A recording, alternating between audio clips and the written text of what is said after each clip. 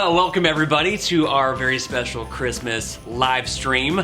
Pastor Scott, Pastor Josh here. Josh, I'm excited about Christmas. You excited? Yeah. Christmas Eve is finally here. It's here. It's here. What we've been waiting for, kids out there. It is right around the corner. We are thrilled for you. Game on. You've been waiting 364 days. Here you go. Hey, give me a window into what you guys are doing. Well, so a little bit later this Christmas Eve, we're going to continue the tradition of a Walgreens Christmas in the Yoder home. We're going to keep on being weird. We're going to head on in, get some terrible gifts and wrap them in terrible packaging and give them to one another. So we're looking forward to that. We're going to check out the Christmas lights. We love doing that. Ellie is so into it now. She has a strange fascination with the Grinch. She always likes to point him out, so I'm not sure if I should be concerned about that at this point. Yeah, is it like a good fascination or is she scared? I don't know whether she likes the pre-transformation Grinch or the post. Oh. So I don't know. Something to keep in mind when she turns 13. Yeah. Spoiler alert. Yeah. Okay. Good. It all works out well for him in the end. If you haven't seen it yet. No. How about yourself? Yeah, we're going to be mowing down on some Christmas cookies. We basically gorge ourselves on what we've created in Christmas cookie land, and pair that with some classic eggnog. We're going to be all set to go. So we figured if we can just sugar the kids up as much as possible right before bed, nothing can go wrong. Oh, no. Yeah. So you guys are eggnog people, huh? You know, only on Christmas Eve. Okay. Outside of that, really not. Except when you get a little eggnog in the latte. That's pretty good. Okay. Yeah, eggnog's got that weird consistency. Super weird. I feel like you could hockaloogie in that thing. You wouldn't even notice. No. And it's like a shot. You can only take a shot glass worth of eggnog. Otherwise, it's gross, right? Christmas Eve, talking about shots. All right. Well, then next morning is where we get into the Christmas gifts, and my kids are especially excited about that. But I have something for you today. Oh, really? Yeah. I decided to get you a Christmas present. Oh, that's why that was sitting over there just randomly. Isn't that wonderful? You shouldn't have. Yes. Well, Merry Christmas, Josh. Oh, dude, that's I guess I'll just open it right here. Let's see what we got going on. Nice little box. I love the wrapping tape. Oh, what is this? AG1. Yeah, don't trust the box. Better nutrition made a lot simpler. That's kind of insulting. You never know. I probably do need better nutrition. Yeah. But let's see. Never trust the box. It's that green stuff you're always talking about. Oh. I was thinking about you. Oh. I knew you'd like this. You really shouldn't have, Scott. Oh my goodness. You should not have in so many ways. You know, you haven't had an ugly Christmas sweater, so I figured we need to... Got you all over it. Get you hooked up here. As great as that is, I actually got you a little something as well. For me? Yeah, 'tis the season, so rip into that thing. Yeah. You notice the coordination between the bow and the paper? Yeah, I did not bow it up, so... Yeah, that's okay. That is extra. Wow, All right, here we go. Okay. What is... Yeah. It just made me think of you. Oh my. This is like your new... Oh wow. Your new style. Is that a cat? Yeah, it's a cat with like a Christmas tree. How did you know I'm a Christmas hairdo. cat guy? Yeah, I thought so. Man, I know you so well. Amazing. We've known each other for long enough. Are we putting this? We need I to have gotta go off ensemble camera here. Out right now. You look fantastic. It's a really great look on you. Wow, I'm so glad we get to do the rest of this Christmas Eve special wearing this. Now that we're all decked out, we got a game for you guys. All right. We got a Christmas trivia just for you. Oh, I love trivia. And it's broken out into a couple different things. It's random Christmas trivia, Christmas movies, and then we got some Bible trivia for you because we're pastors. Hey, that's what we do. Well, it's the season. Let's do it, buddy. So here it is. You guys ready? Now, here's the game. If you're really going to play this with anybody that you're watching with, you got to break into teams, and one team guesses the first question, second team guesses the next one. We even have a bonus round for everybody here, okay? It's getting complicated. Okay. All right, organize yourselves. Okay, here we go. Question number 1.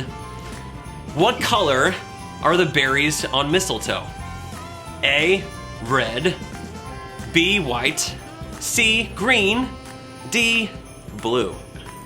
What do you think? Well, mistletoe has berries. I guess it does. Wow, you learn something new every day, folks. You know what? This one totally fooled me because I figured Christmas colors are red. The answer is white. Never would have guessed. Never would have guessed. Why are we talking about mistletoe? I really don't. As long as it doesn't show up. Yeah, it's not here, so. Good. Yeah. Good. Okay. All right. All right, you got the second question there? Let's do this. All right. In the song, the 12 days of Christmas, what gift is given on the 7th day?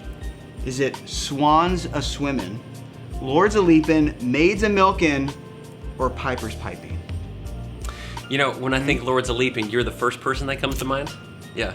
I get that a lot. Yeah. Strangely Yep. enough. Mhm. The answer, swans a swimming. Oh, fantastic. What is the Swans deal with swimming. all the birds in that I song? don't really know. Something Christmas is old all about England. the They birds. like to give They love their poultry birds. and waterfowl. Third question for you.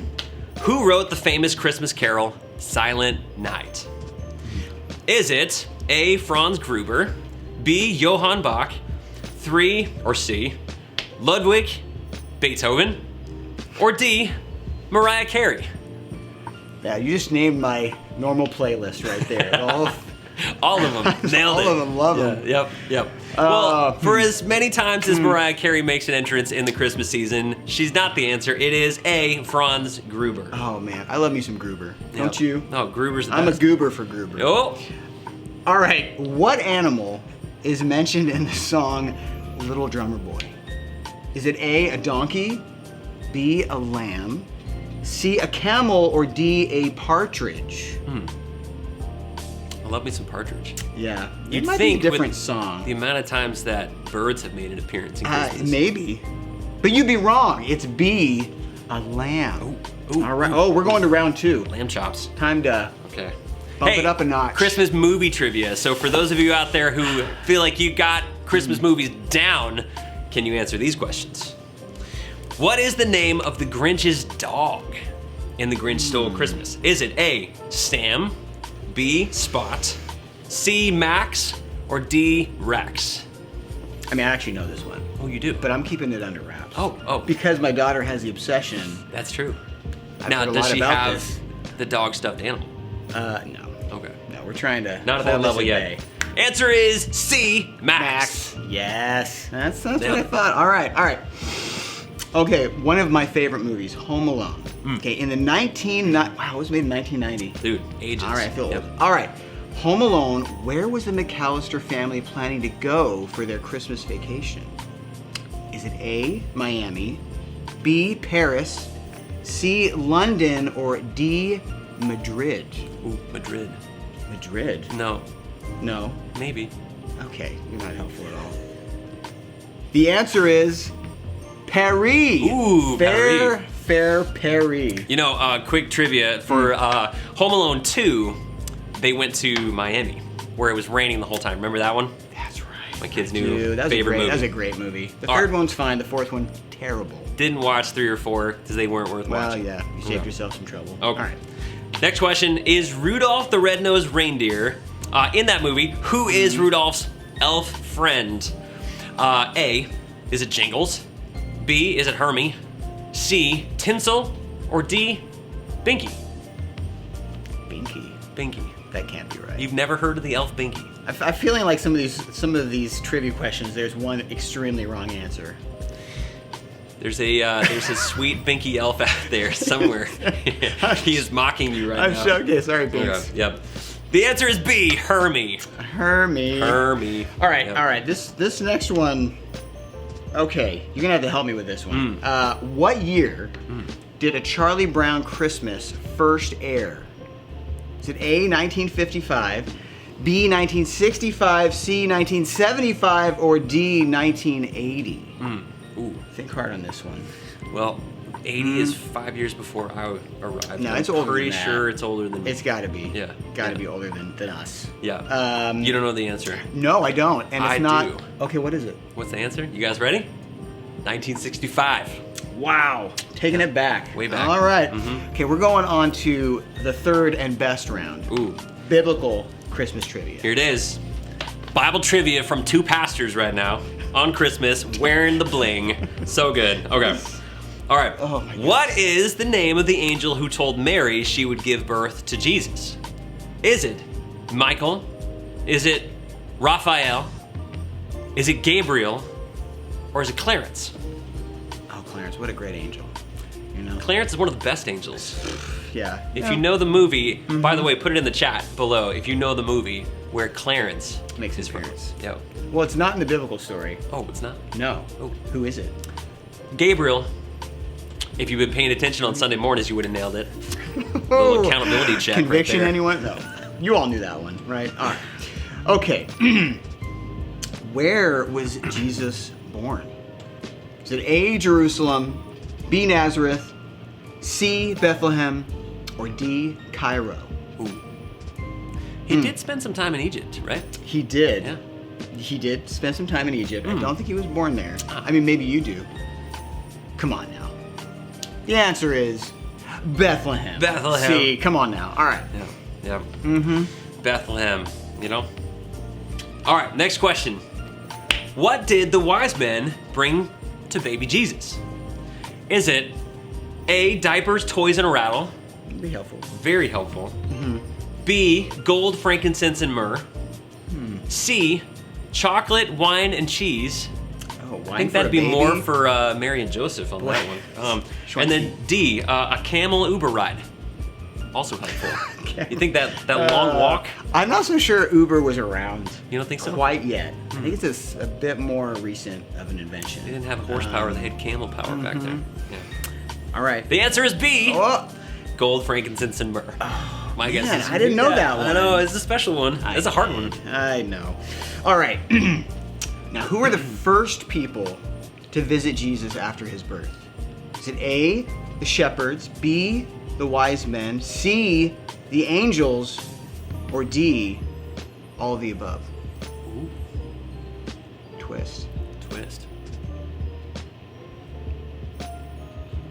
A, the shepherds. Oh. Did I scare you there? Oh, yeah. I know. That was a little startling. It was, the anticipation is the best part. Yeah, I was hanging on the edge of my Oh, seat. boy. Now, you might think the wise men were a part of that at the early arrival of Jesus. Not so much. They showed up a little while in, right? They sure do. They sure I feel like we're going to talk about that in just a few moments. Ooh, we might. Okay, last biblical question for you, and then we get into the bonus lightning round. Shocker. I didn't even know we had a lightning round. I know. All right. Here it is. What does the word Emmanuel mean? A, God with us. B, Prince of Peace. C, Savior of the world. And D, King of Kings. These are all really good They're titles. all really good titles. Yeah, all titles of Jesus. Yep. But what does Emmanuel mean? It means God with us. God with us! Yeah. Also, an accountability question. If you've been with us on Sunday mornings, you probably not only heard about it as we preached about it, but sang about it. That's right. That's right. I That's remember right. that. Okay. Past Sunday. Now, just in case you guys are tied right now, going into the last round, and you're just hanging on the edge of your seat, who's going to win this battle? Here is the bonus lightning round, and it's true or false. Okay.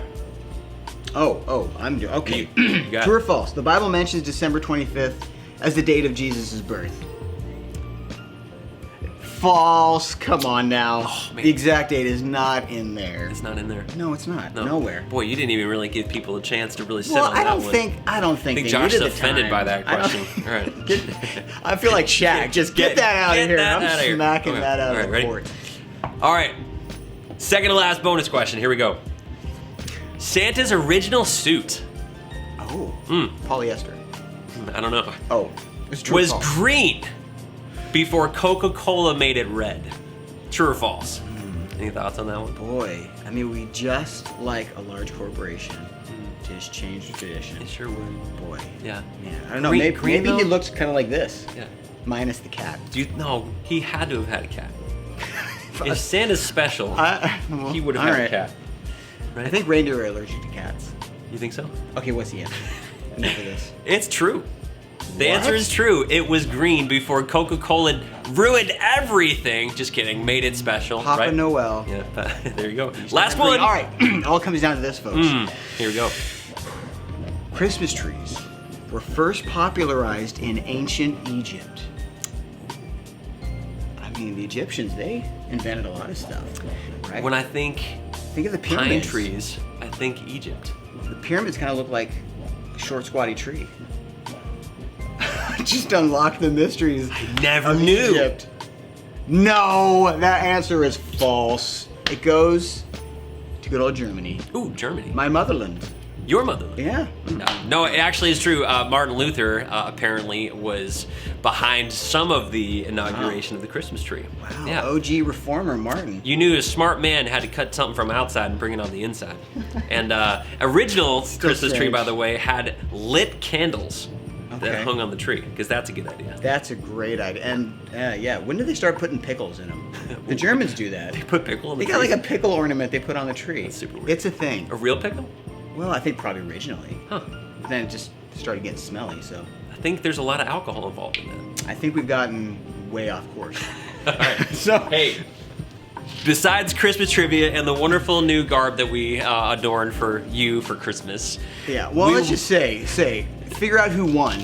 But no matter how you did on the quiz, on the trivia, you're not wearing either of these outfits, so you are a winner tonight. So let's be real. Let's be real. All right. Hey, we also wanted to share with you one of the special birth passages of Jesus Christ as one last way to build into our church family and everyone watching online, our online family as well, giving you the hope that is truly the centerpiece of what Christmas is all about. We did not get to this story in our Christmas teaching series because we've been in the Gospel of Luke. Matthew includes the visit of the Magi. So here's what we want to do. We want to read this for you and give you a couple of thoughts on the original text and what it means for us, what it means for all of us today. So let me read part of the text here. Josh, you can pick it up in verse 7. How's that? Sounds Is great. that cool? All right. Matthew chapter 2, starting verse 1. Now after Jesus was born in Bethlehem in Judea, during the time of King Herod, Magi from the east came to Jerusalem and asked, "Where is the one who has been born King of the Jews? We saw his star when it rose and have come to worship him." When King Herod heard this, he was disturbed, and all Jerusalem with him. When he'd called together all the people's chief priests and teachers of the law, he asked them where the Messiah was to be born. "In Bethlehem in Judea," they replied, "for this is what the prophet has written. But you, Bethlehem, in the land of Judah, are by no means least among the rulers of Judah, for out of you will come a ruler who will shepherd my people, Israel." Then Herod called the Magi secretly and found out from them the exact time the star had appeared. He sent them to Bethlehem and said, "Go and search carefully for the child. As soon as you find him, report to me, so that I too may go and worship him."